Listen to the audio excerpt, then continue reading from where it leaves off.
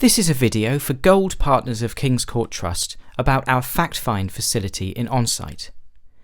If you're not already familiar with Onsite, then please have a look at our user videos and user guide and return to this later. We've built fact-find to allow you to obtain detailed information about an estate in front of families at their home, with or without an internet connection, on your tablet or laptop. And if you're familiar with Onsite, you'll recognise this as the home page, and I'm going to continue an existing inquiry. I've already reached the fact-find stage in this inquiry, so it's dropped me straight into the fact-find system.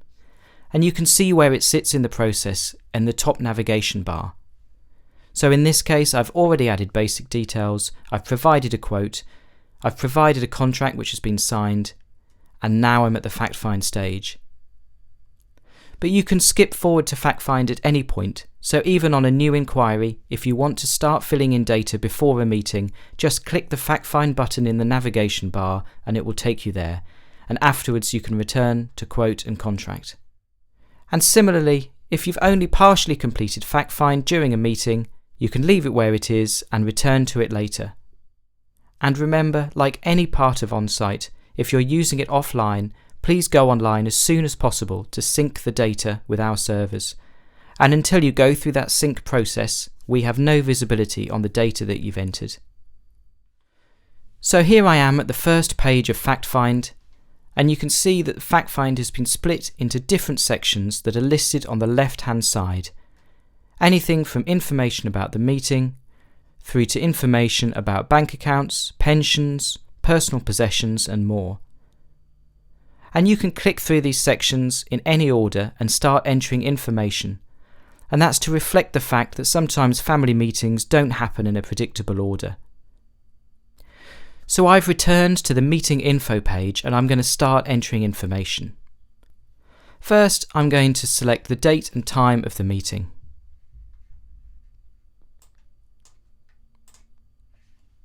Next, I'm going to select the address where the meeting took place. In this case, the meeting is taking place at 123 Long Street, and because that address has already been entered during this inquiry, it appears in fact-find, and all I have to do is click that address. Now I'm going to say who was attending the meeting, and in this case, it's Sarah Jones, and again, because Sarah's details have already been entered during this inquiry, all I have to do is click her name. Now I'm going to skip forward to the Family and People page. Onsite has been designed to make it easy to add details of people and organisations. And in this case, the deceased was married, so I'm going to select that from the marriage or civil partnership status drop-down. Now I need to add details of the spouse, and in this case, their details have not already been added to the system.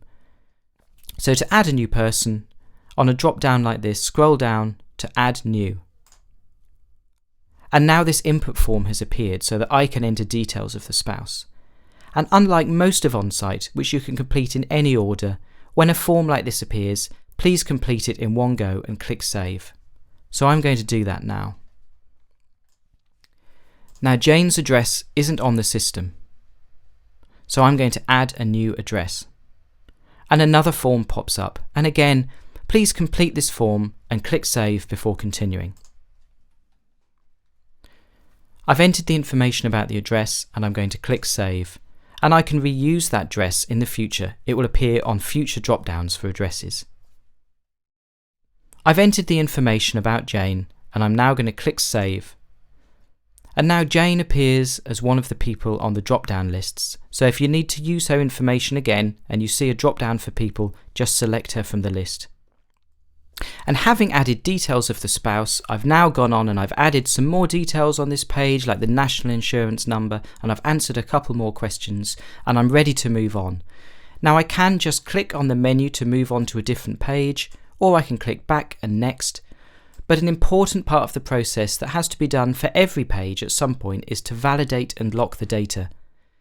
This is important because it checks that the data is in a suitable format for our database. So for every page, before you move on, we suggest clicking Validate and Lock. And if everything's okay, it will lock the information and you can now move on and move to a different page, and you can see a tick has been added next to this page that has been locked.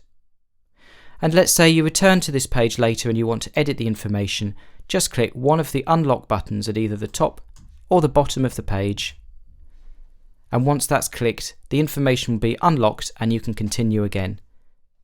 And just remember to click validate and lock again when you're ready. And the information we ask for in FactFind is quite detailed, and it often takes up to 2 hours to collect from the family.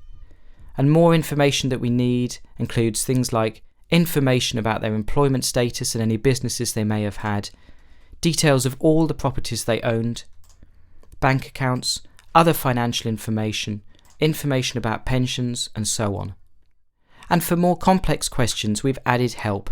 So if you see this little help link, just click it, and it will open up a bit more information about what this question means. Most of the fields in FactFind are optional, so you can leave most of them blank, but we ask that you fill out FactFind as completely as you possibly can. And we ask this because for any information that you don't provide, the personal estate advisor will have to follow up with the family and ask them for that information. And we've heard from families that this can be a bit confusing or frustrating because they've already sat with an advisor and gone through this process during a meeting. So to smooth the process, please fill out as much as you possibly can. So I've now finished completing FactFind. I've finished every page and I've validated and locked every page, and I can see a long list of ticks on the menu bar on the left. And that means that I'm ready to proceed. And so when you're at this stage and you're ready to submit FactFind to us, click the Proceed FactFind Completed button that you can find at the bottom of every page. And when I click that button, I'm presented with a page that gives me the chance to complete the inquiry and transfer to King's Court Trust.